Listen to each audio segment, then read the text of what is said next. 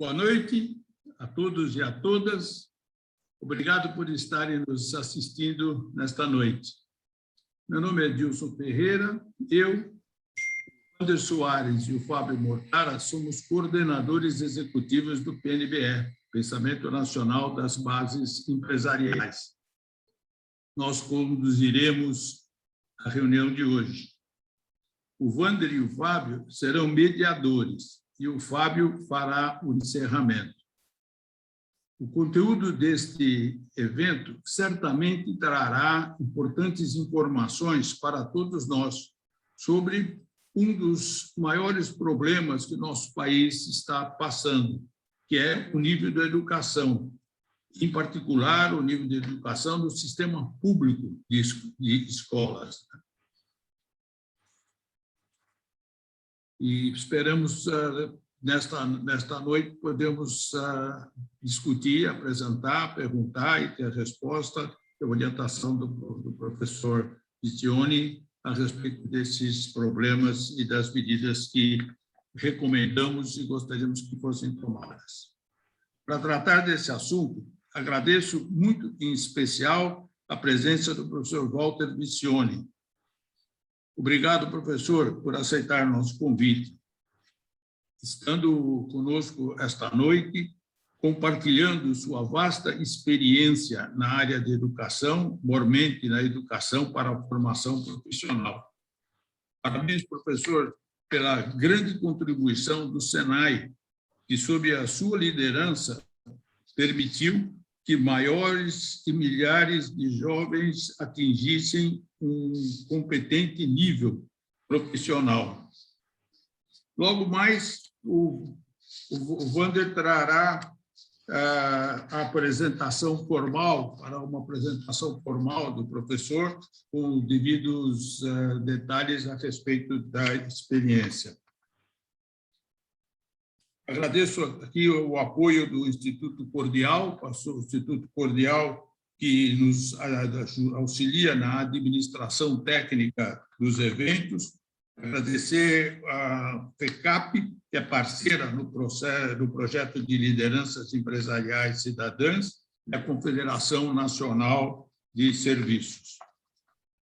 Quero, professor, fazer uma breve apresentação do PNBE. Nossa entidade foi fundada no final da década de 80. Tinha sempre foco na formação de um pensamento da classe empresarial sobre os principais temas nacionais e que foram discutidos no PNBE sempre dentro de um regime apartidário, de uma forma transparente, ética e propositiva. Os associados no PNBE são empresários cidadãos. Como empresários cidadãos, eles se preocupam, além do resultado das suas empresas, se preocupam com a construção de um Brasil melhor. Dentro do ideário do PNBE, nós buscamos um país que seja socialmente justo através da distribuição de renda, através da diversidade, através da preocupação com a saúde pública. Um país que seja ambientalmente sustentável, seja eticamente responsável, economicamente forte e politicamente democrático. Obrigado a todos por estarem conosco esta noite. Vamos iniciar nossos trabalhos. Eu passo a palavra ao Wander Soares. Bom, eu quero, ao dar as boas-vindas ao professor Walter Vicioni Gonçalves, atualmente deputado estadual por São Paulo, na legenda do MDB.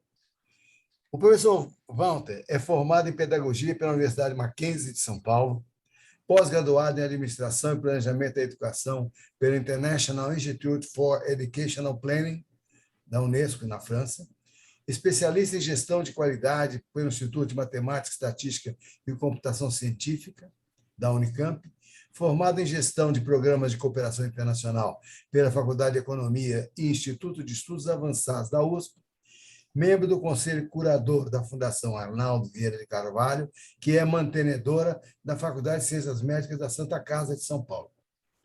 Nomeado pelo primeiro-ministro da República Francesa, Chevalier d'Ordre de Palme Académique membro titular da cadeira 36 da Academia Paulista de Educação, foi diretor estadual do Senai São Paulo e superintendente estadual do SESI, diretor da Faculdade SESI de Educação, membro titular do Conselho Estadual de Educação, do Conselho Municipal de Educação e consultor do Banco Mundial, integrando a equipe do projeto de reorientação dos sistemas de formação profissional do Marrocos, nos anos de 92 e 94.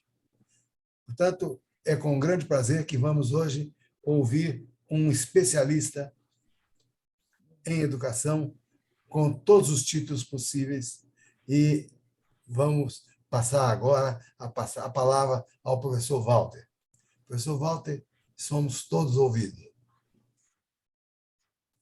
Muito obrigado pelo convite. Eu vou abordar o tema Educação para o Trabalho e a Democracia, tentando mostrar a importância e, na minha visão, a relação de dependência, tanto do trabalho como da democracia, da educação. Eu sou dessas pessoas que acreditam muito no processo transformador da educação. Nesse meu tempo de SESI e de Senai, nós tentamos até, nosso lema era crescem as pessoas, cresce o Brasil, como uma decorrência, vamos dizer assim, subordinando o desenvolvimento econômico ao desenvolvimento das pessoas, que pode ser feito única e exclusivamente, na minha visão, pela educação. Dentro dos muros da escola, fora dos muros da escola, mas nós vamos falar da educação escolar hoje. É um tema ambicioso, ele obriga-me a estar ciente das minhas limitações para essa breve abordagem, e também das minhas próprias limitações em abordar um tema tão importante quanto esse. Nessa conversa, eu não tenho nenhuma pretensão de esgotar o assunto, mas devo esclarecer que, em razão dos tempos atuais, caracterizado pela complexidade, volatilidade, incerteza e ambiguidade, eu considero a educação, seja para o trabalho, seja para a democracia, a mesma educação de qualidade para tudo e para todos. Essa é a minha visão. O professor José Mário Pires Azenha dizia que a quantidade na educação é uma questão política, a qualidade é uma questão pedagógica. Eu vou abordar mais pelo lado, talvez, pedagógico do que o lado político, mas vou tentar corresponder às expectativas dos organizadores, seja do PNDE, seja do Instituto Cordial.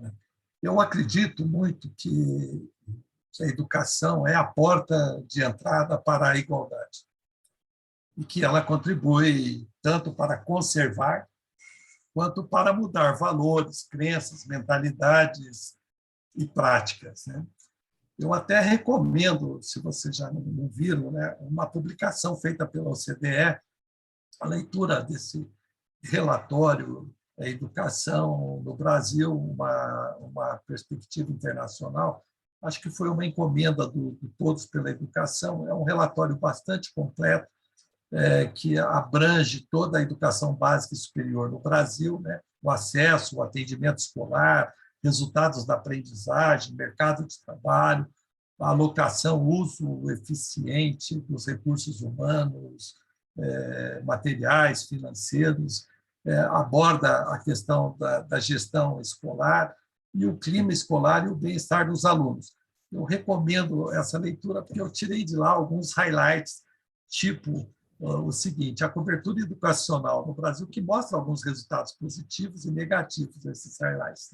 A cobertura educacional aumentou tanto na educação básica quanto na superior.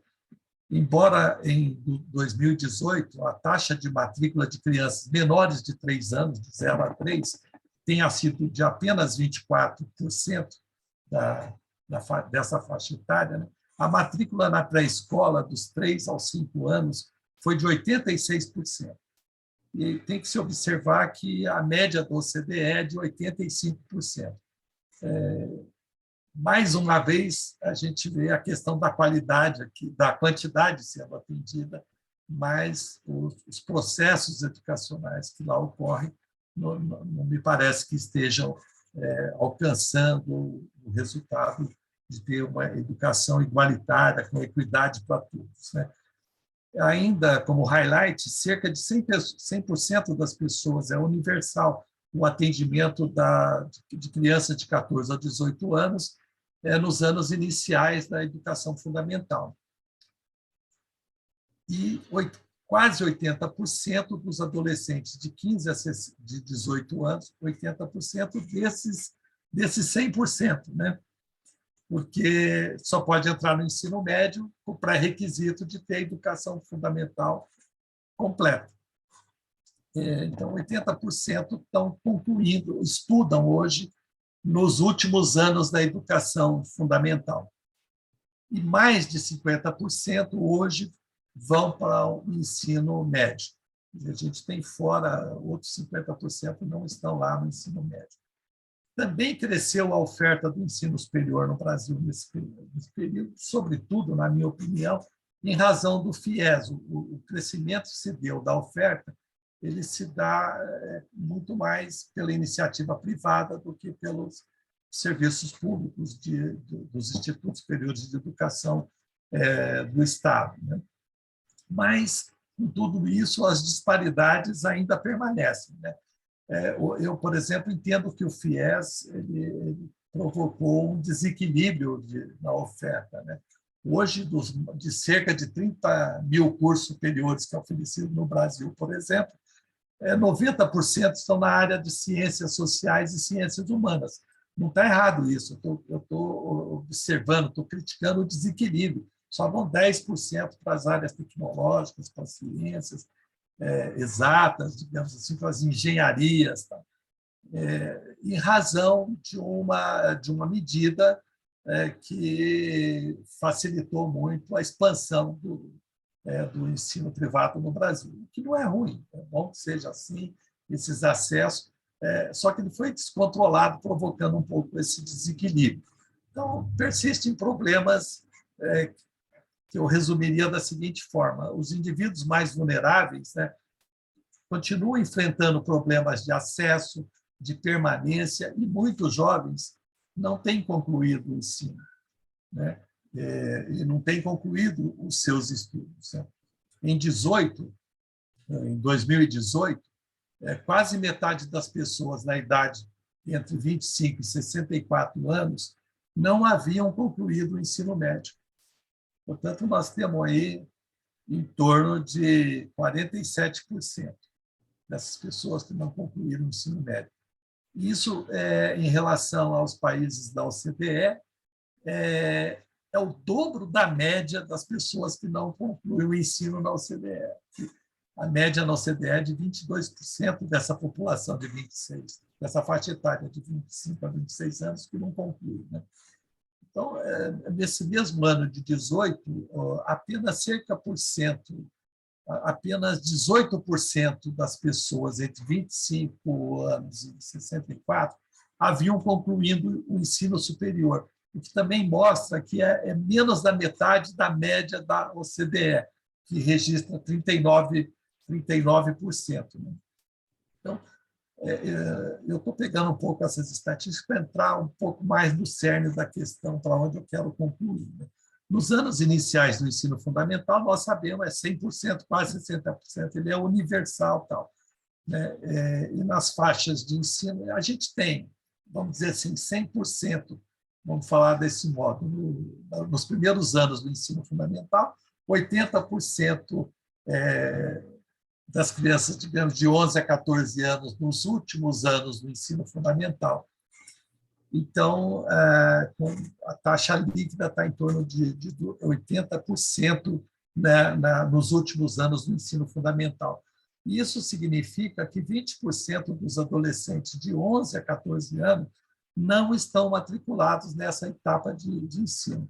Ou não estão em razão da sintonia entre a idade escolar e a idade cronológica, ou, em alguns casos, não estão nem matriculados, né? A gente diria isso.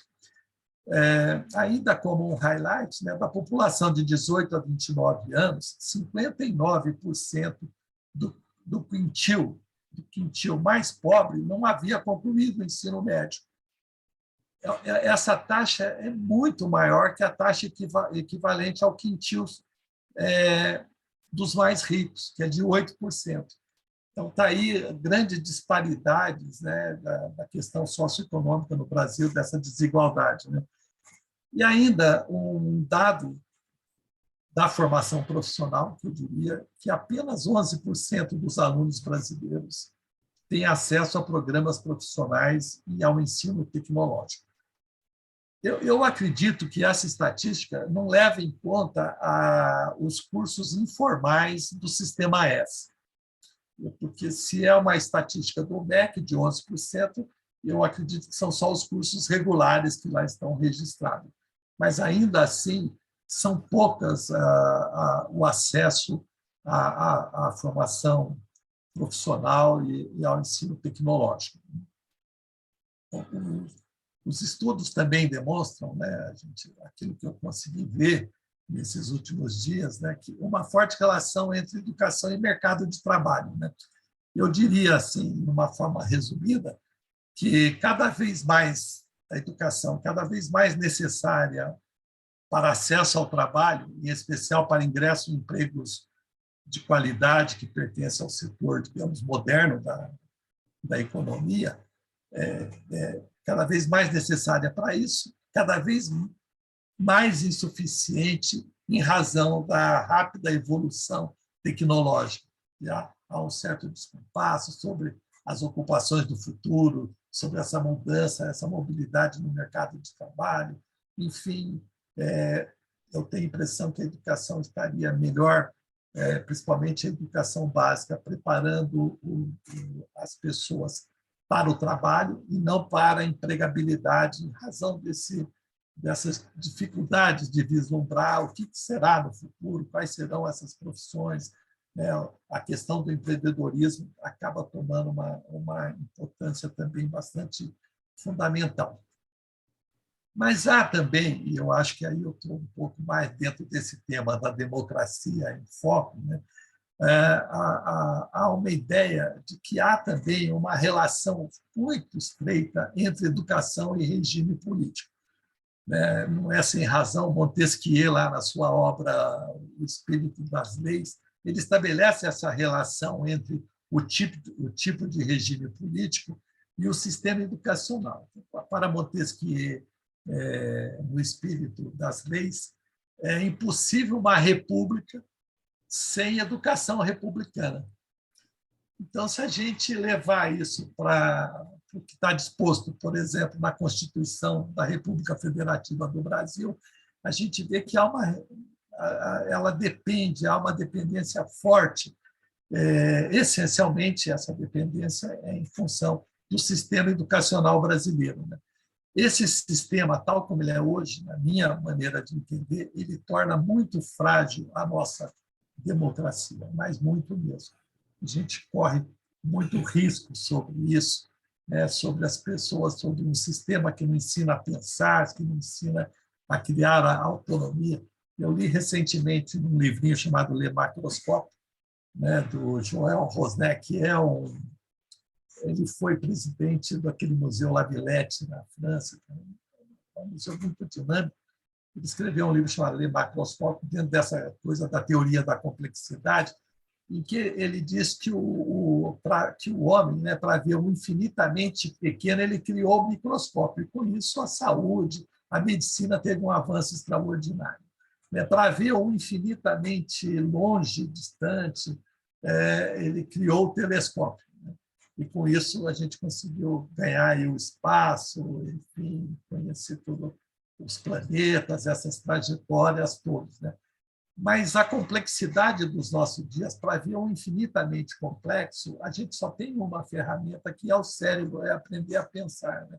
E, neste particular, a nossa educação não tem conseguido promover os resultados necessários para que a gente possa ter um aluno que tenha bastante autonomia nessa forma de pensar, de agir, que tenha independência em relação a que saiba avaliar, né, semelhanças, dissemelhanças, enfim, esse tipo de coisa.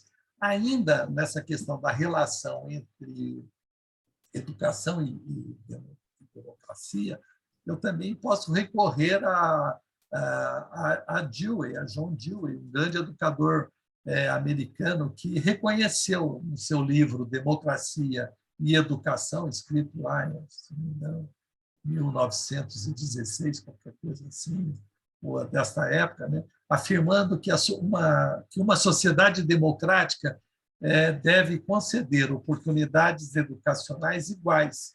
Não basta fornecer a todas as crianças a mesma quantidade de educação pública, por exemplo, o mesmo número de anos na escola, mas é preciso assegurar a todos, sem exceções, a mesma qualidade de educação. E até tem um documento chamado Paideia, que era uma proposta americana para a educação, e lá está cravado, eu não sei de quem, acho que é Herman Mann, qualquer coisa assim, que a melhor educação para os melhores é a melhor educação para todos. E nós temos fracassado em dar a melhor educação para todos. E esse fracasso, esse insucesso, ele trará consequências sempre mais desastrosas para todos nós, para o país. Primeiro, para o funcionamento adequado das instituições políticas, para a produtividade das nossas indústrias e empresas, para a salvação da nossa cultura e para o bem último dos nossos cidadãos. Eu diria que nós somos, o Câmara Cascudo já havia dito isso uma vez, dizendo que o Brasil não tem problemas, tem soluções adiadas. E também ouvi dizer, como eu sou político, eu não posso deixar que os políticos têm resposta para tudo, mas solução para nada. Também é uma expressão aí que está.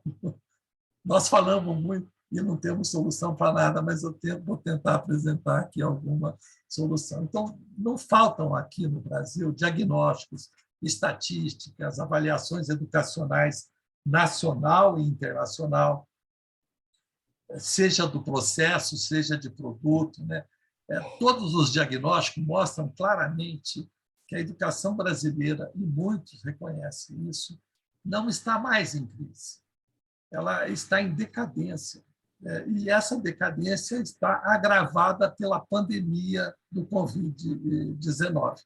Ela piorou essa situação. Hoje, as desigualdades cresceram muito grandes. Eu até fico um pouco indignado quando eu ouço dizer que nessa volta à escola vai precisar de muito reforço escolar. Eu fico um pouco indignado porque eu faço uma diferença entre reforço escolar e recuperação. Então, eu acho que o momento atual dessa volta à escola, depois de um longo tempo afastado dela, os alunos, não se trata mais de dar intensidade, de dar mais intensidade, de tornar mais robusto uma aprendizagem que não aconteceu, que não ocorreu. Eu acho que o correto é recuperar, reentrar na posse de uma aprendizagem que não houve. Então, é preciso retomar tudo, começar do zero. De fato, entendo assim essa recomendação. Então, não é por falta de diagnóstico. No Brasil, a gente sabe porque vai morrer, mas a gente nada faz para resolver esse problema. Então, eu me pergunto, o que nós queremos o que nós queremos é uma educação de qualidade, como existe a educação de qualidade para todos. Nós queremos que uma democracia cumpra realmente com o seu papel de dar a todos a melhor educação. Então, de tal forma que a melhor educação para os melhores seja a melhor educação para todos. A gente quer construir, de fato, de direito, na minha visão, e eu acho que na visão do Brasil, na nossa Constituição, construir uma sociedade livre, justa e solidária, garantir o desenvolvimento nacional. Isso está na Constituição brasileira, se não me engano, artigo 3º. erradicar a pobreza e a marginalização e reduzir desigualdades sociais e também as regionais, locais, promover o bem de todos, sem preconceito de origem, sexo, raça, idade, quaisquer outras formas de discriminação. E, por isso, nós não podemos continuar fracassando em assegurar uma educação de qualidade, de excelência para todos. E, com ela, uma formação de pessoas para o exercício pleno da cidadania, enfim, para a vida, para o trabalho, e vendo o trabalho como fonte exclusiva de construção da riqueza. E falhamos por quê? Eu queria abordar mais por esse lado. Por que a gente está fracassando? Por que nós, brasileiros, estamos fracassando em oferecer uma educação de qualidade para todos os brasileiros? Ou começar um processo sério que chegue a esse fim. Lamentavelmente, eu entendo que na educação brasileira, eu tenho observado isso, em especial a pública, a educação pública brasileira, mudanças significativas, projetos inovadores ou não, mas portadores de futuro, não têm frutificado, por serem plantados, na minha maneira de ver, num solo que não possui os nutrientes necessários. O solo da educação brasileira é infértil. Ele não tem as características para o desenvolvimento daquilo que é plantado. Então, a gente está colocando coisa muito boa, projetos muito bons, num terreno que não vai se frutificar. E assim, apesar das iniciativas, de tão boas iniciativas, elas não têm sido capazes de assegurar a educação de excelência a todas as nossas crianças e jovens, a garantir, assegurar uma educação portadora de igualdade e de equidade, não tem florescido na nossa escola pública. Então, eu entendo que a primeira razão, o primeiro motivo para que isso não ocorra é que, no Brasil, na minha visão, não existe vontade política da nação. Há resposta política de governos, mas não há vontade política para resolver definitivamente e colocar o Brasil no rumo certo, numa educação que ajuda a transformar pessoas, que transformarão o país. Então, não há essa vontade política, com uma abordagem sistêmica, apoiada numa visão global, que considera a totalidade dos elementos do sistema educativo, além de suas interações, suas interdependências, para transformar a realidade brasileira.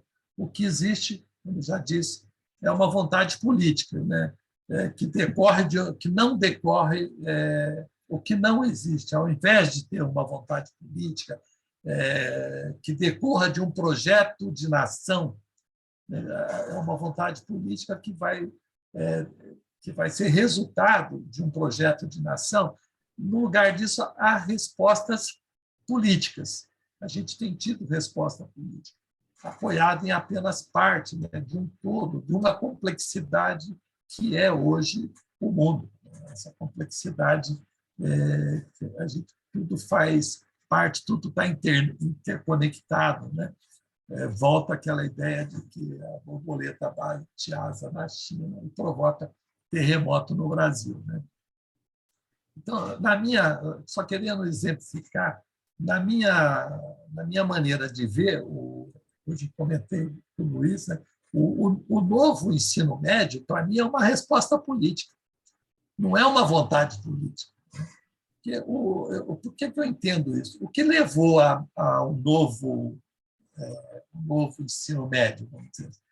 O que levou isso era o currículo enciclopédico, as pessoas falavam de muitas disciplinas, a falta de finalidade, como é que ficaria a inserção do jovem, enfim, uma série de razões levou a um certo momento o diagnóstico de que o ensino médio não estava bom. E a resposta política foi, bom, vamos fazer o ensino médio. Já havia lá estamos fazendo o ensino médio. Eu quero lembrar que o ensino médio é a última etapa da educação básica. É começar uma reforma pelo fim. Assim, eu diria, né, começar pelo telhado, né? Falta de uma outra comparação. E não pela... Né? O problema da educação brasileira não está só, unicamente, exclusivamente no ensino médio. É uma proposta excepcional, eu já li a proposta, é boa, ela tem coisas interessantíssimas que, de fato, mas a gente precisaria ver um todo, a educação básica como um todo, e não só um aspecto dela. Não vai acontecer, não. Eu posso garantir para vocês. E é uma pena, né? Porque esse papel transformador da educação é sempre muito reconhecido, mas não é da educação média, é de toda a educação, né? A educação vista no contínuo, né? Que vai dos 0 anos até, ou melhor, da maternidade, eu diria, até o cemitério, né? Porque a gente tem que aprender para nascer e tem que aprender para morrer também, né? Então, é um processo permanente ao longo de toda a vida. Tá? O Anísio Teixeira ele já dizia que numa sociedade democrática, né, a educação é problema por excelência de uma nação. Por quê? Porque o problema econômico ele resolve o problema da igualdade e da oportunidades para todos. Então, a educação pode resolver um problema econômico ao resolver o problema de igualdade de oportunidades para todos. A educação pode resolver um problema político, porque ela habilita o uso de franquias políticas. As pessoas bem preparadas, melhor educadas, com uma excelência de educação, preparada para a vida, para o trabalho e tal, elas estão habilitadas ao uso dessas franquias políticas, de ser candidato, de fazer a sua própria avaliação e não ficar baseando nas avaliações dos outros, nos fake news, né? E ela também resolve o problema social, porque ela cria a única hierarquia que não é iníqua, a hierarquia do mérito e do valor. Então, a educação ela tem esse papel reconhecida já há muito tempo, e há muito tempo que a gente não consegue resolver esse problema. Nós estamos comemorando agora 100 anos talvez 100 anos do Manifesto da Educação, e ele se encaixa perfeitamente nos dias atuais de hoje, né? Então, mudou. Hoje atendemos uma população bem maior, ela é quase que universal, mas não tem produzido a qualidade que a gente precisa para o mundo atual. O segundo motivo, que eu acho que a gente tem fracassado, é um motivo de ordem profissional. Eu considero a formação dos professores para a educação básica um grande problema. É o segundo motivo, né? O relatório da McKinsey, que como os sistemas escolares de melhor desempenho do mundo chegaram ao topo, afirma uma coisa que parece óbvia. A qualidade de um sistema educacional não pode ser maior que a qualidade de seus professores. Isto quer dizer o seguinte: nenhum sistema de ensino é melhor do que os seus professores. E a gente está relegando isso a um outro plano. No Brasil, 37,8% dos docentes não possuem a formação superior compatível com as disciplinas que lecionam nos anos finais do ensino fundamental. Significa que, para cada 100 professores, 38 não possuem a formação compatível. É expressivo isso, né? Dentro quando você olha as estatísticas e quando você considera uma conclusão deste relatório de que a qualidade de uma educação ela é igual à qualidade dos seus professores, né? Então, como se dá a formação dos professores? A gente tem o professor vamos imaginar assim, aquele que atua na educação infantil e nos primeiros anos do ensino fundamental. Temos os que vão, o professor 2 e 3, que é formado dentro dos mesmos sistemas. Quer dizer, o professor 2 e 3 estão nos institutos de educação por disciplina, né?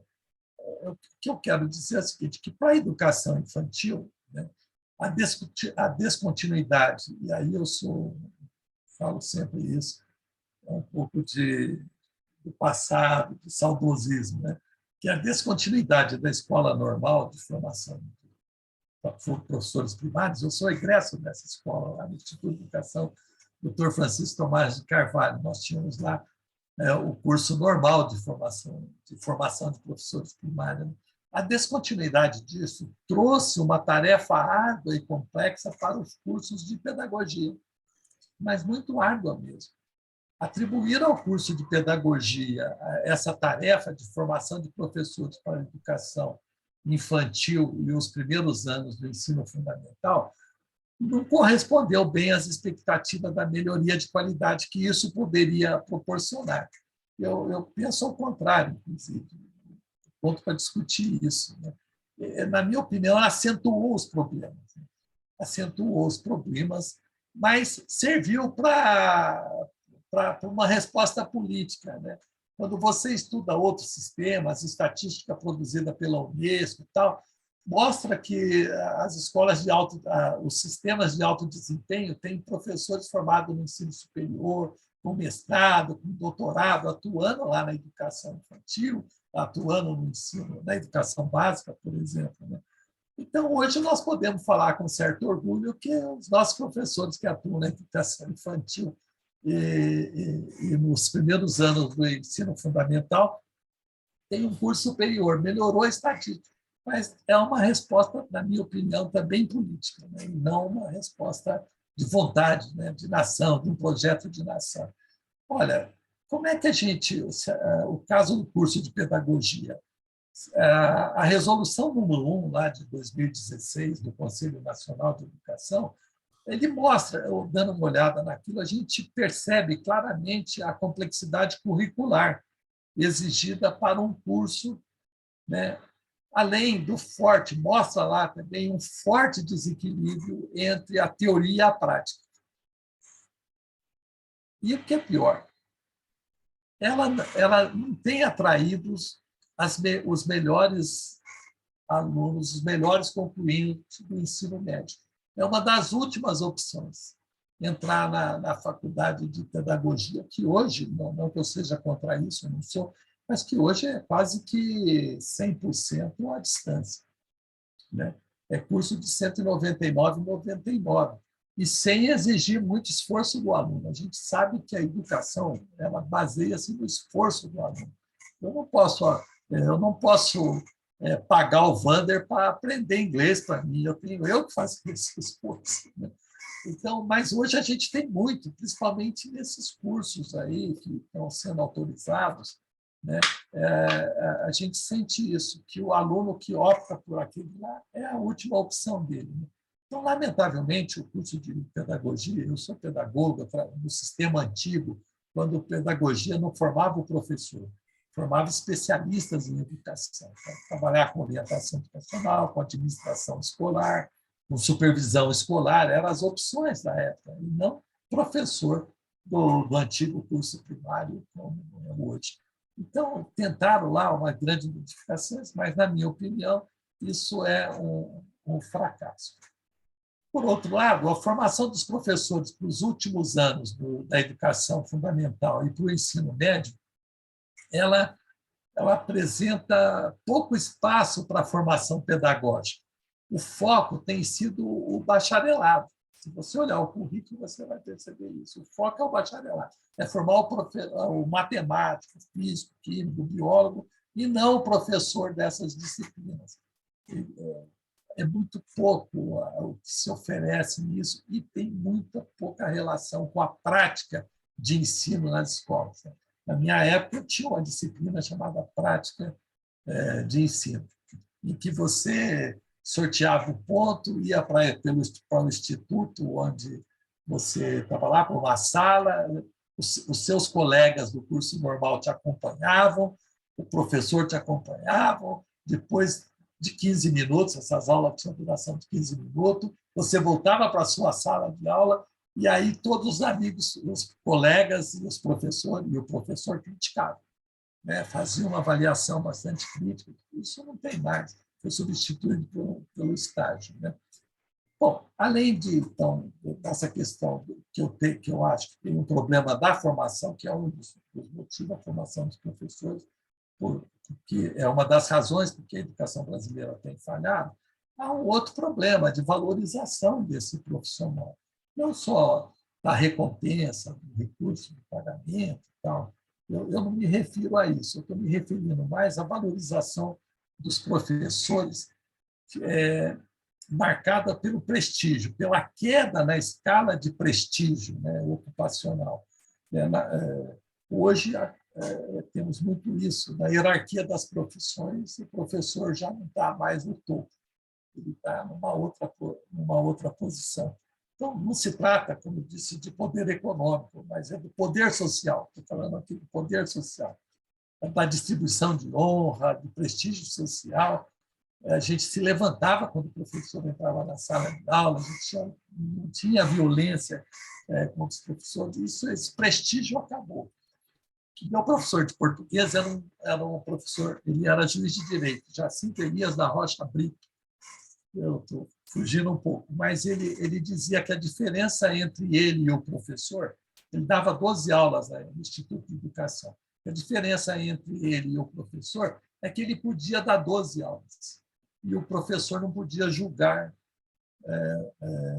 12 horas, era a única diferença. E ele ganhava por essas 12 aulas, e esse ganho fazia o diferencial entre o salário do professor e o salário do juiz de direito. Isso mudou muito. Então, além desse prestígio do poder social na escala, né, que você perde esse prestígio. Então, a formação de professores hoje é para o filho dos outros, né? Não é para os nossos filhos. Né? Ele tem um pouco essa conotação. A gente se refere muito a isso, né? Na formação profissional, falava que era para o filho dos outros, que uma Constituição brasileira, se não me engano, de 38 ou 34, ela dizia o seguinte, que o Brasil iria ofertar educação, formação profissional, né, para os desvalidos da sorte. Então, ele já fazia aí uma forte discriminação. E isso está acontecendo agora com os professores. Lamentavelmente, a gente precisa retomar isso. A gente ouve falar muito em papel transformador da educação, mas a gente não pode, para isso, a gente não pode esquecer dos professores. Né? Do professor bem formado, do professor não só bem instruído, mas bem formado, consciente do seu papel na sociedade e no desenvolvimento do país. Está faltando isso. Esse papel é muito importante. Ele é tão importante que eu já ouvi essa frase em algum lugar, que se o professor não transmitir valores, não serão o currículo e os computadores que o farão. Então, a gente precisa levar em conta essa questão, e este, na minha opinião, é um dos motivos pelo qual a educação no Brasil não floresce. Os bons projetos ali não florescem. Né? E o que eu defendo, no caso dos professores? Eu defendo fortemente a volta do curso de pedagogia aos seus objetivos originais. Da época que eu fiz, é o especialista de educação, vamos formar um especialista, o orientador, o administrador escolar para fazer essa gestão, o supervisor de ensino, né, que é muito importante. Reformular hoje, porque ele está na lei, mas eu não conheço, deve ter 10 cursos desses, a reformulação do curso normal, agora superior. Quer dizer, a volta, digamos assim, do curso normal, mas como graduação. Mas com 2 licenciaturas, eu defendo isso. Uma licenciatura para formar professores nesses cursos normais superiores para a educação infantil. E outra para a formação para os primeiros anos do ensino fundamental. Eu defendo também, sou muito criticado por isso, Opa. Mas eu defendo também a tese que proibiria, né, se ela existisse. Eu cheguei a conversar com o ministro da Educação uma vez, propus isso para ele, defendendo essa tese que a oferta de formação inicial de professores para a educação básica, lá pelos institutos de educação superior, sejam privados ou não, eles só seria permitida para aqueles institutos de formação superior, de institutos de educação superior, se eles tivessem uma escola de aplicação. E não tendo isso, porque o ministro falou, nem todos vão poder, de fato, e não tendo isso, que mantenham um convênio de adoção com as escolas públicas, onde os futuros professores, os alunos do Instituto possam praticar. E talvez esse seja um modelo bom, porque ao adotar uma escola pública, ele também passa a ser responsável pela qualidade dessa educação. Então, só pode formar professor quem tem uma escola, seja por meio de uma escola de educação básica, seja por meio de um convênio, seja porque tem uma escola, de fato, de aplicação.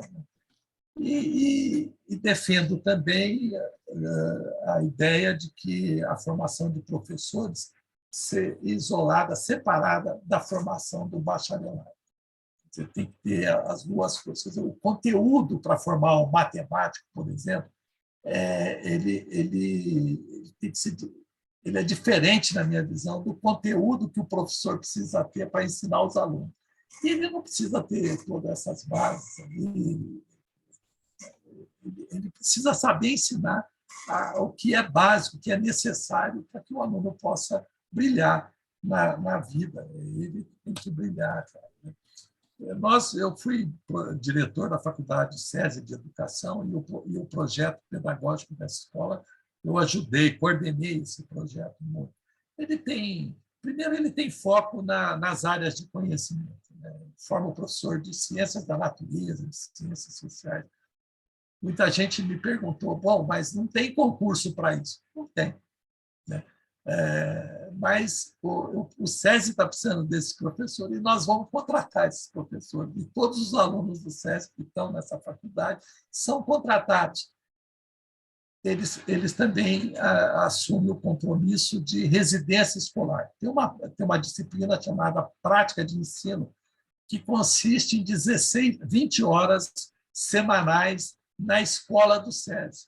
Então, é um curso longo, porque é 20 horas semanais numa escola, na prática, acompanhando os professores. São 800 horas de prática por ano, 4 anos, são 3.200 horas de prática, onde ele revê os conteúdos que precisam ser ensinados, como é ensinado, discute tudo isso, né, na área que ele está atuando.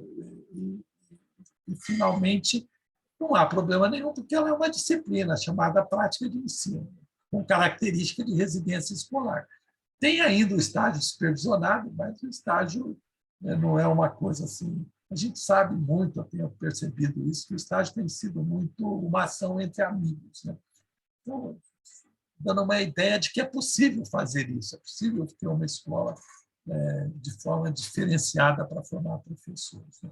E tem muitas escolas boas, eu conheço que fazem bons professores. Tá?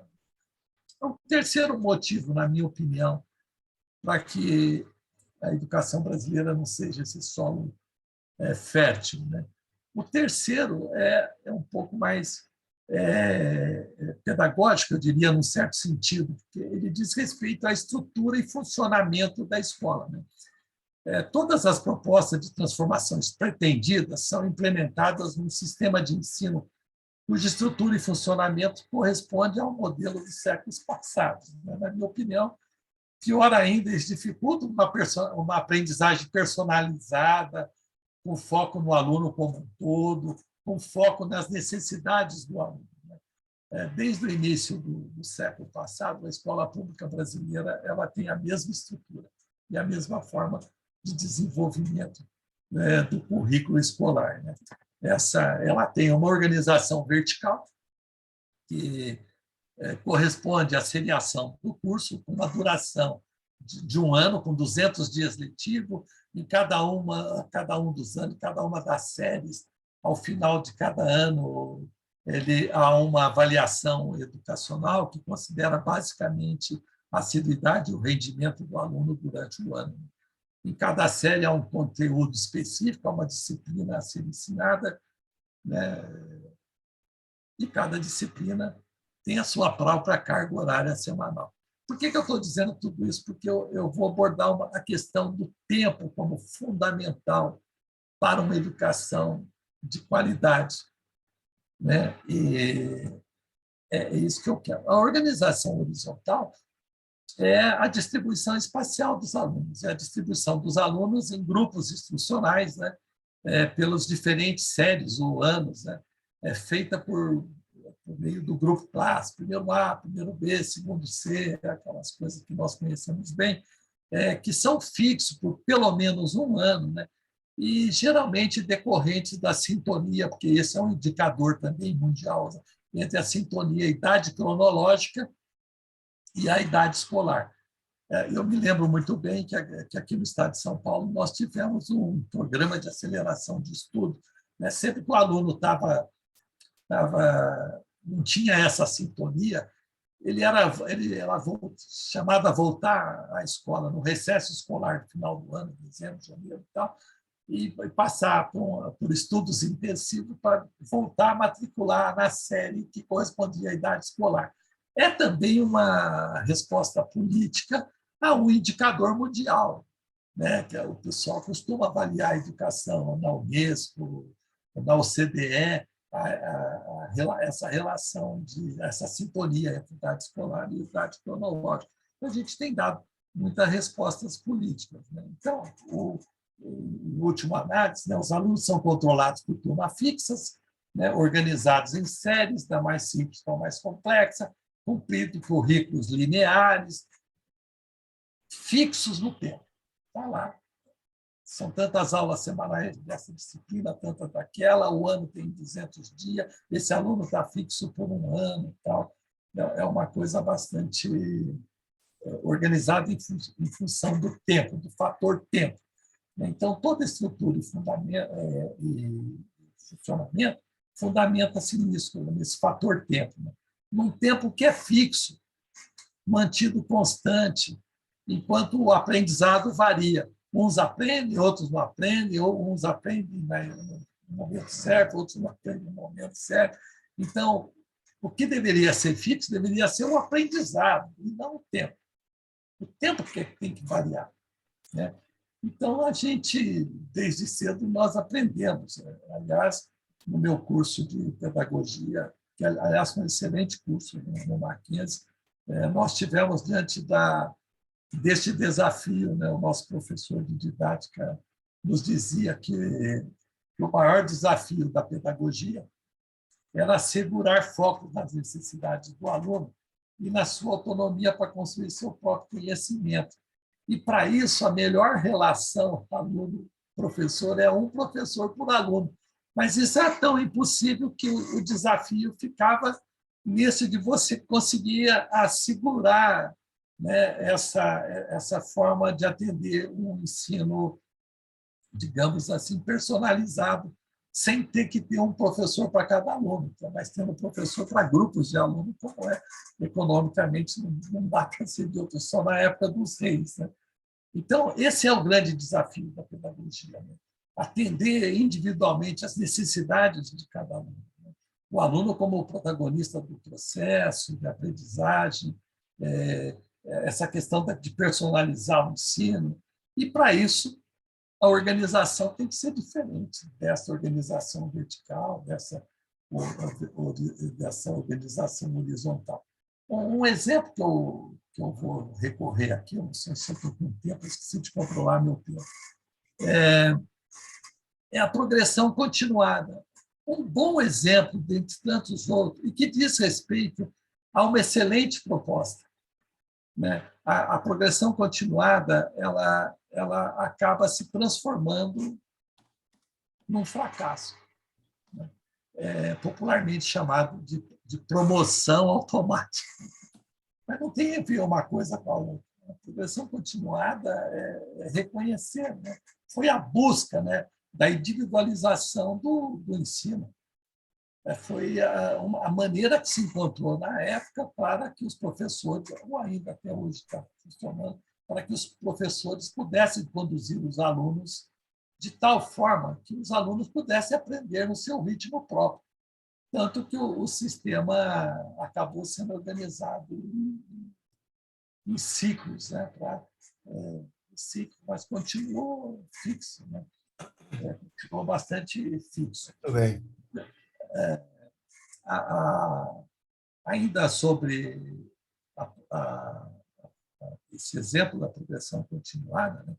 Essa ideia de proporcionar a cada aluno o tempo necessário para aprender, ela acabou não prosperando. E não prosperou em razão dessa estrutura e desse funcionamento, né? De fixar do tempo, do fator tempo. Né? Então, de fixar o tempo e também de distribuir os alunos fixos, né? Para aprender. É o reconhecimento de que o aluno vai aprender. Por exemplo, se matemática tem 4 aulas de matemática semanal e o ano tem 40 semanas, é o reconhecimento de que aquele grupo classe vai aprender em 160 horas. Então, sem levar em conta que dentro desse grupo classe, se for de 30 crianças, 40 crianças, são 40 indivíduos com ritmos diferentes, com ritmos próprios, etc. Então, essa é uma questão difícil, essa questão do tempo na educação, da estrutura e do funcionamento. Né? A gente amplia o tempo para a realização dos objetivos do ensino, né, como ciclos, né? Mas manteve o tempo constante. Ele está ampliado, mas ele é constante. Então, agora não é 1 ano, é 2 anos o ciclo, mas é constante, é em 2 anos. Né? É essa dimensão. Então, eu diria que um sistema como esse, né, uns aprendem tantos e tantos outros não aprendem, né? Segundo uma nota, segundo o resultado num teste, etc. O tempo, né?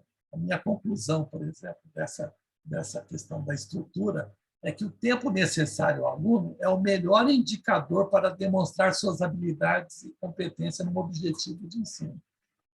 Não é ele ter nota 10 em matemática, quanto ele levou para aprender para ter essa nota. Quanto tempo ele levou para isso?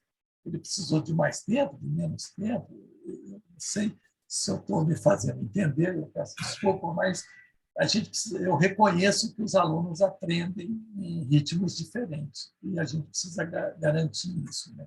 E no caso da educação, da estrutura e funcionamento da educação brasileira, o tempo, o espaço, as relações pedagógicas são fragmentadas. Além de fragmentadas, são fixos. Né? O professor ele tem que, ao planejar e executar a sua aula, as suas disciplinas, né?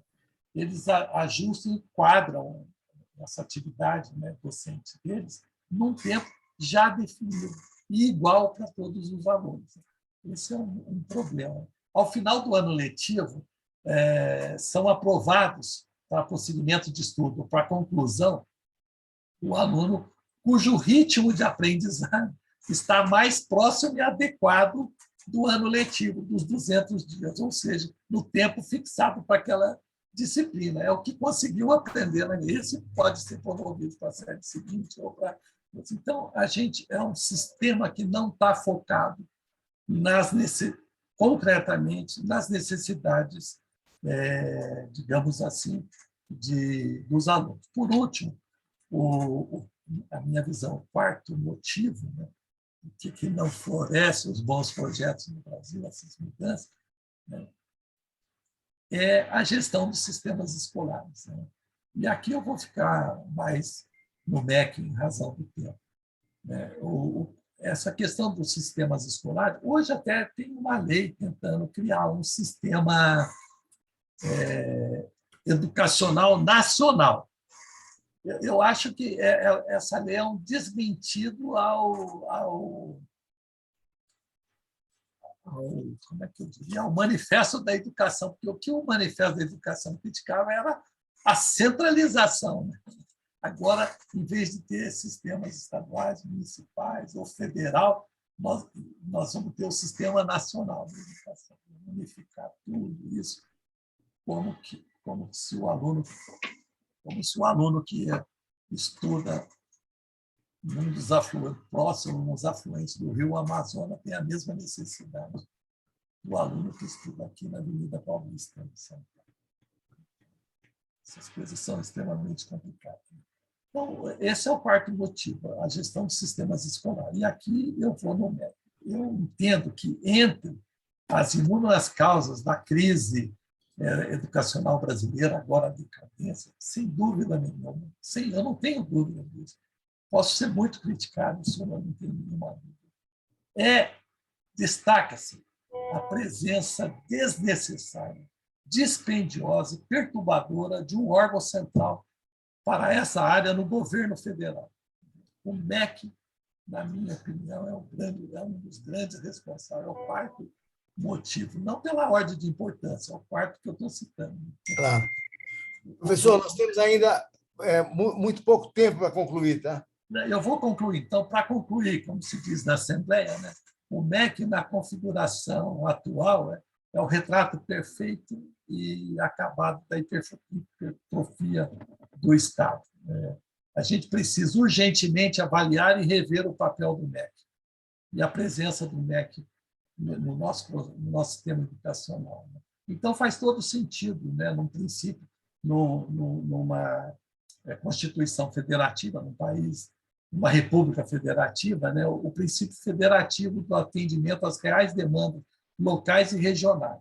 Então, acho que muitas funções do MEC, muitas competências e atribuições poderiam ser transferidas aos sistemas educacionais e estaduais. Então, eu sou da opinião que o MEC teria o papel de uma estrutura muito enxuta e o papel de continuar realizando a avaliação educacional e a coordenação das políticas e dos resultados do sistema de ensino. Seria um órgão grande de supervisão, de avaliação, de controle da qualidade daquilo que vai ser que os sistemas educacionais do Estado vão fazer. Eu quero lembrar que a Alemanha não tem MEC e tem uma boa educação, a Suíça não tem MEC, quer dizer, não precisa ter um órgão central. A Alemanha tem um currículo único, tem uma base nacional curricular comum para toda a Alemanha e não precisou do MEC. Os ministros do Estado da Alemanha se reuniram e decidiram que ia assim, desse ponto. Era isso que eu queria comentar e reconhecer que o problema da educação brasileira, por último, ele não é uma questão de investimento, é uma questão de foco, é uma questão de vontade política, né? E é isso que eu tinha que dizer. Muito bem. Muito obrigado. Olha, já tem aqui uma série de perguntas encaminhadas, mas o dia a dia nos mostra o seguinte: a Folha de São Paulo acaba de publicar que nunca um grupo de concluintes do ensino médio chegou ao fim do ensino médio com tão baixo nível. O nível de aprendizagem de matemática da meninada que está concluindo o ensino médio é equivalente às necessidades da 7ª série. Portanto, em matemática, pelo menos, dentro dos padrões ideais, eles estão defasados em 6 anos, 5 ou 6 anos. Portanto, segue-se aqui a primeira pergunta, que é do nosso colega Dilson Ferreira, nosso coordenador geral, que diz o seguinte: aliás, eu perdi aqui a pergunta.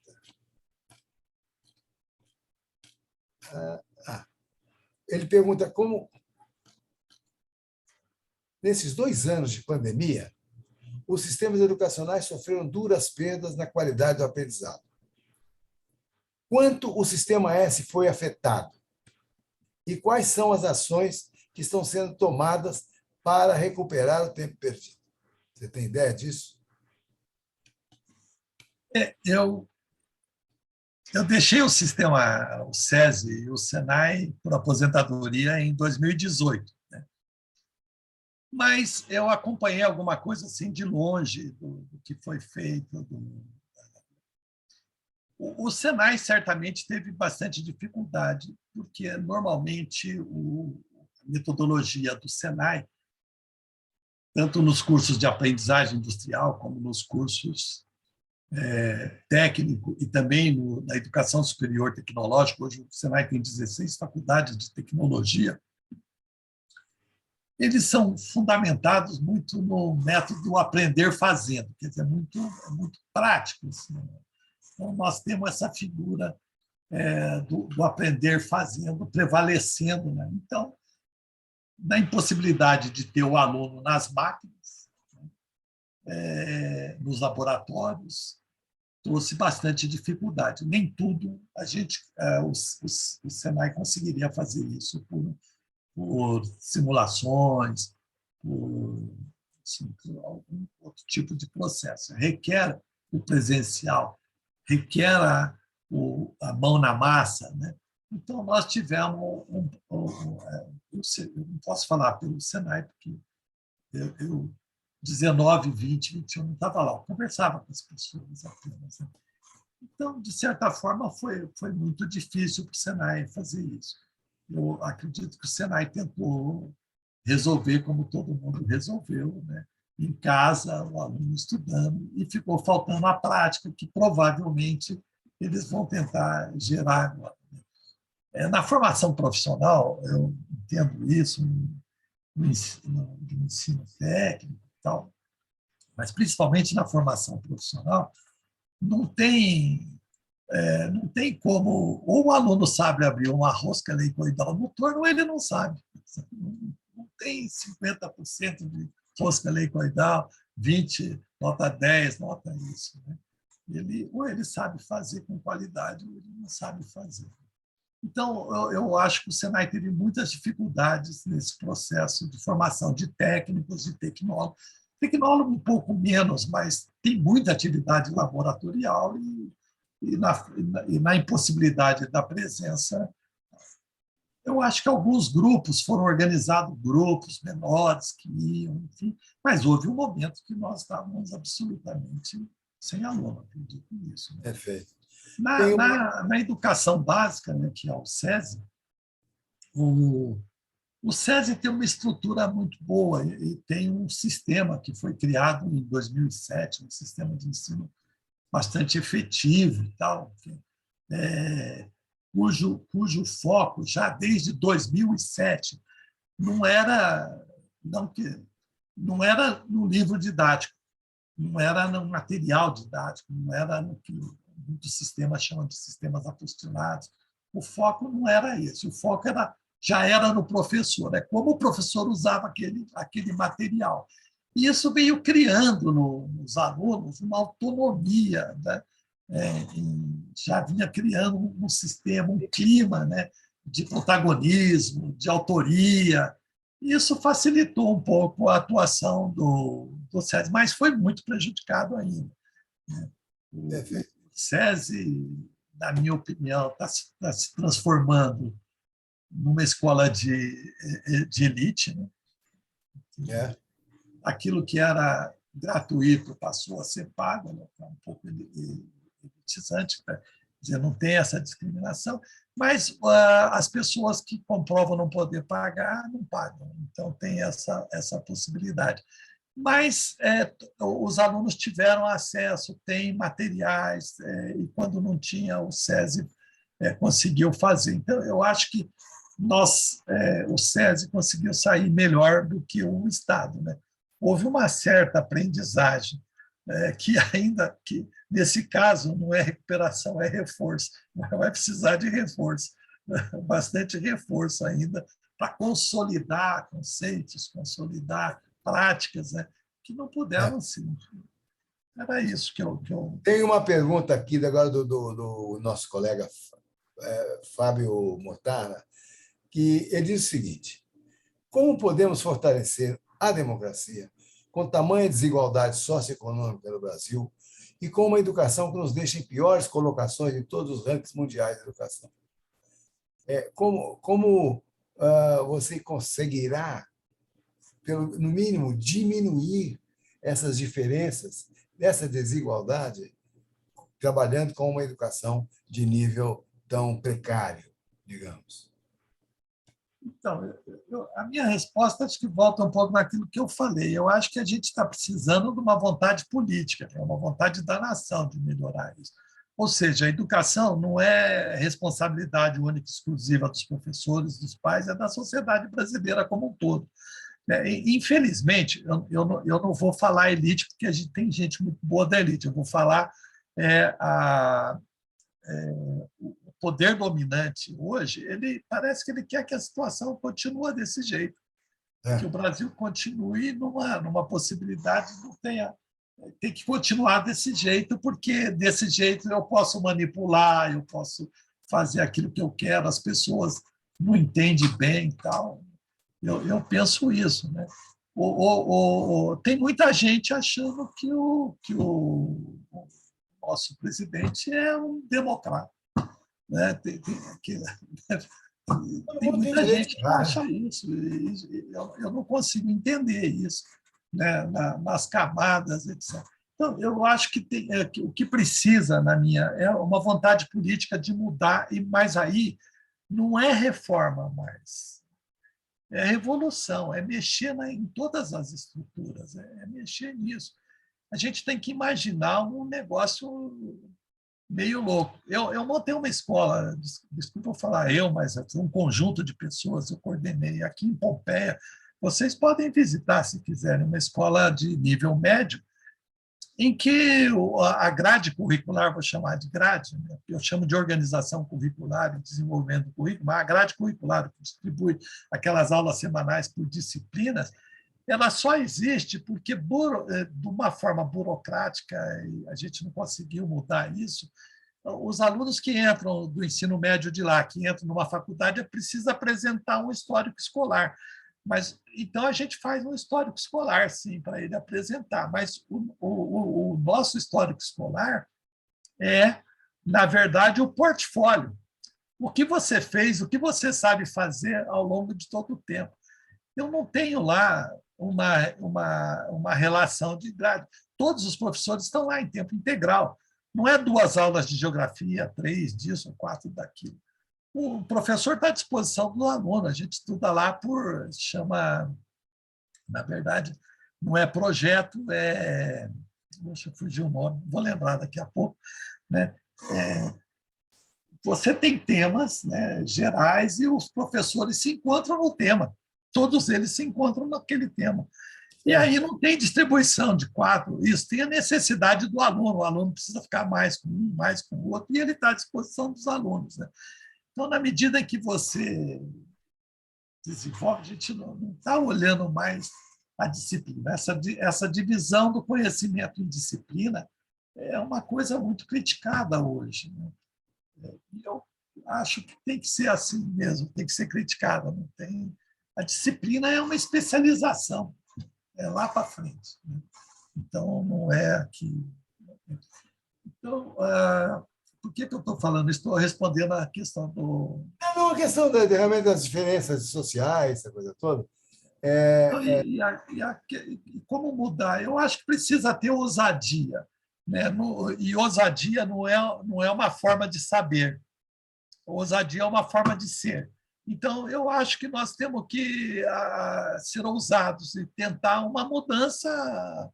Enfim, a Finlândia, as mudanças que eu falo não são de um ano para outro. Eu tenho um livrinho que eu criei a editora lá do SESI, eu acabei comprando os direitos autorais, que se chama Lições Finlandesas, né? Que mostra muito bem o papel que a Finlândia seguiu. Não foi uma coisa do dia para a noite, foi uma construção. Mas ele é uma construção que tinha planejamento, começo, meio e fim. E vai continuar sempre a educação sendo uma construção, porque o conhecimento evolui, as coisas mudam, a realidade é de mudança. No Brasil também é assim. A cada administração do MEC começa alguma coisa diferente. A outra administração começa de novo outra coisa diferente. Uma mesma estrutura, uma mesma forma de ser, né? Não dá certo. A perpetuidade da incompetência. Então, pode ser outra coisa, mas desde que caia num sistema em que você tem ele planejado, ele vai sair daqui para lá, né, com esse objetivo. Nós não temos isso, né? Não há isso. É muito. Olha, tem mais uma pergunta aqui que eu gostaria de fazer para não perdermos a oportunidade. O senhor Manuel Manteigas colocou uma lembrança aqui interessante. Uma experiência educacional do Ceará recente, não é tão recente no ensino primário, não, mas ela vem sendo progressivamente crescendo e já chegou ao ensino médio. O que ele queria saber é o seguinte: se essa experiência do Ceará pode ser útil para o Brasil. Eu não conheço essa experiência que ele está se referindo. Tal. O Ceará tem apresentado melhores resultados nessas avaliações aí do Saresp, tal, que eu também coloco em dúvida. Né? Coloco em dúvida o que era para ser um sistema de diagnóstico, o Enem, por exemplo, transformou em vestibular. Eu acho que ele mudou o objetivo. Virou. Ele não tinha esse objetivo. Então, voltou a ser as escolas fazendo propaganda, etc. Tem alunos, eu conheço casos assim, alunos de diferentes cidades matriculados numa escola que tem o seu CNPJ, mas é uma escola virtual. Você vai fazer o Enem. Então, aí o cara vai dizer, puxa, a nossa escola é a melhor, os melhores alunos estão no Enem, babá. Enfim, tem muito jogo. Eu conheci um prefeito aqui que tomou posse em 16, me falou, Walter, o que eu faço? Não, 16 não. Agora, né, essa última eleição, já não lembro. Né? Ele falou, o que eu faço? Lá na minha cidade, os alunos, a média do Saresp, lá nessa prova aí, eles têm a média é 75, 7,5, um negócio assim, 75 a 7,5. Mas é tudo maquiado. O prefeito fazia um churrasco, os piores alunos iam para o churrasco. E os melhores faziam uma prova. Então, a gente começou a manipular resultados num país. O objetivo fez isso. Pois é, essa coisa toda que eu acho que precisa ter uma ousadia, precisa ter punho forte, precisa ter a sociedade está atrás dessa questão e resolver. Eu tenho certeza que eu também acho que as escolas, a forma é que as escolas têm que ser únicas. Então, se você olhar, mesmo pertencendo a uma rede, você só tem um colégio Bandeirantes, você não tem uma cadeia de colégio Bandeirantes, você não tem diferentes unidades. Você só tem um Santa Cruz, um Vera Cruz, acho que é só um, né, Luiz? Você tem um desses. E essas escolas, elas estão muito bem preparadas, elas têm um professor de bom nível, são exigentes, né? Então, muito bem. Então, eu penso o seguinte, que os sistemas educacionais, no SED eu tentei trabalhar assim, não tive muito sucesso, mas que cada escola fosse uma escola, embora tivesse numa rede. Ela tivesse o seu projeto pedagógico, que tentaram, mas um projeto pedagógico que funciona, não é para inglês ver. Né? Alguém disse que o Plano Nacional de Educação mais parece enredo de escola de samba, porque não tem nada a ver com a realidade. Né? O projeto pedagógico da escola está mais ou menos assim. Então, mas as escolas privadas levam, tem seriedade e tal. Então, eu acho que a gente precisava ter, dentro de uma rede, ter as escolas. Cada escola é a escola, é a minha escola. Eu dirijo a escola, eu tenho que ser o melhor, né? Independente disso. Que a escola reconheceu o papel dela no desenvolvimento social e isso não está claro. Olha, professor Walter, temos uma última pergunta do Luiz Meyer, que é a seguinte: na sua opinião, que forças vêm sendo obstáculo à melhoria da qualidade da educação e o que deveria ser feito e por quem? E o que está emperrando a educação? Não, é uma pergunta que eu estava tentando responder nessa. Professor Wander, posso interromper um segundinho para acrescentar uma segunda pergunta, que eu acho que tem também alguma ligação, e aí você responderia as duas, para a gente prestigiar uma das participantes femininas aqui dentro. Marilene, você perguntou sobre o assunto de, logo no comecinho... Pergunta da Marilene. Isso. Você pode falar, Marilene, qual é a sua pergunta? Eu não vi pergunta da Marilene. Ela fez uma pergunta? Parabéns, professor Walter, excelente PNBE, todos acertaram em trazê-lo aqui, viu?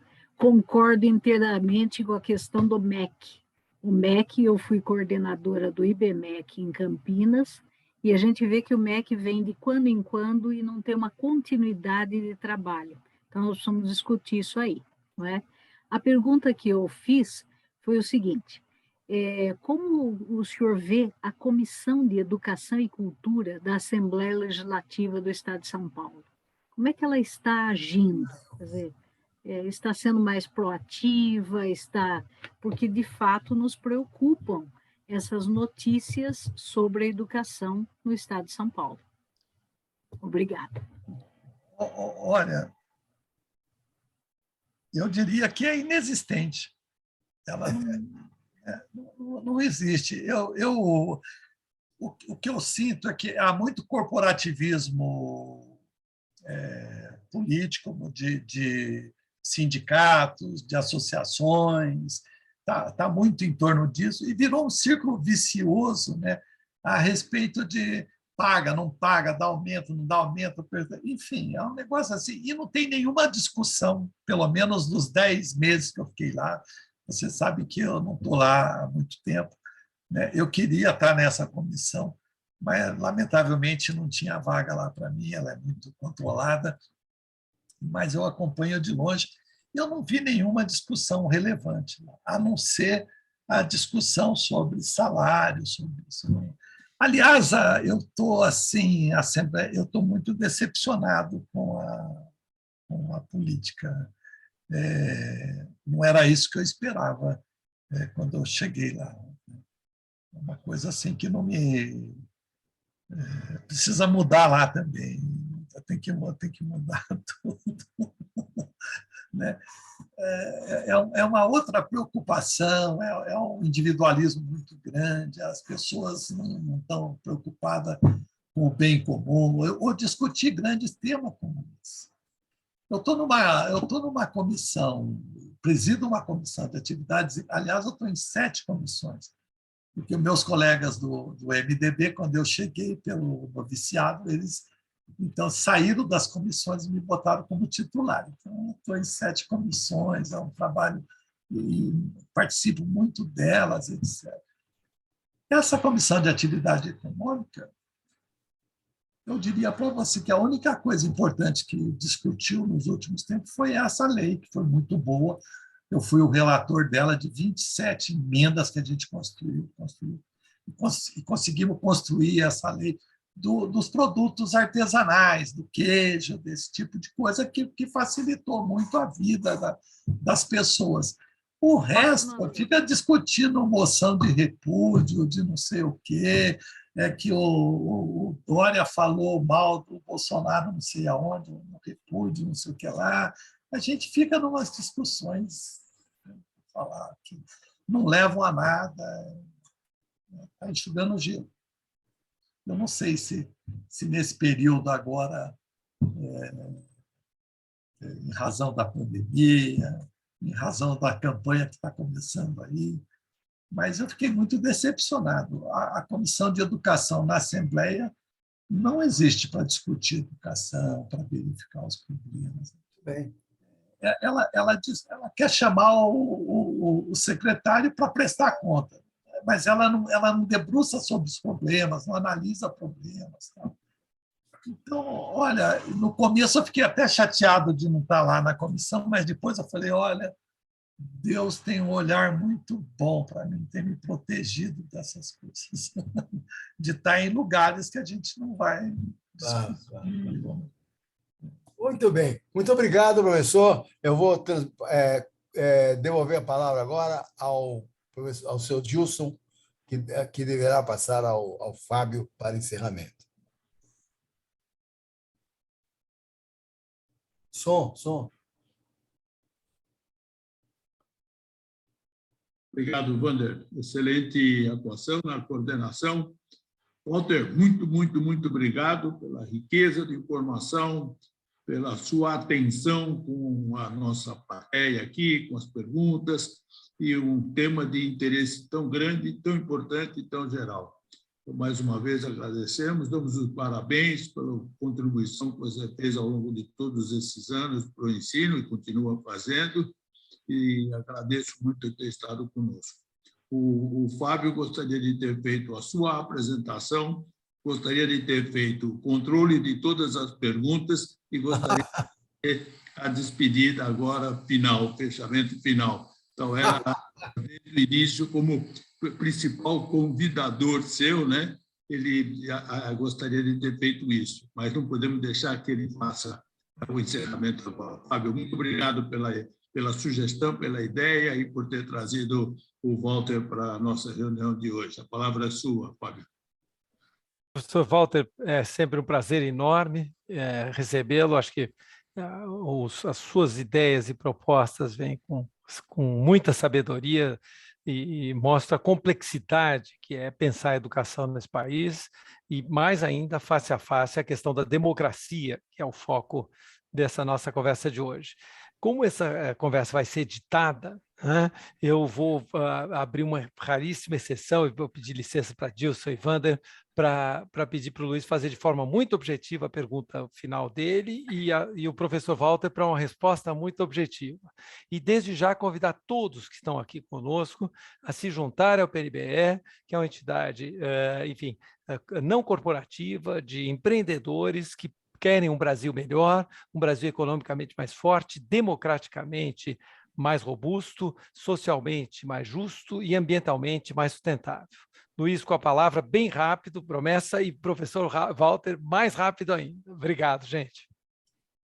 Bom, eu vou aproveitar essa exceção especialíssima aqui, mas acho que a pergunta é assim, o que é que a gente pode fazer enquanto nós aqui, empreendedores, ou à frente de instituições, o próprio PNBE, o que a gente pode fazer nesse sentido de um projeto de país, ou de uma educação baseada num projeto de país? Perguntinha simples.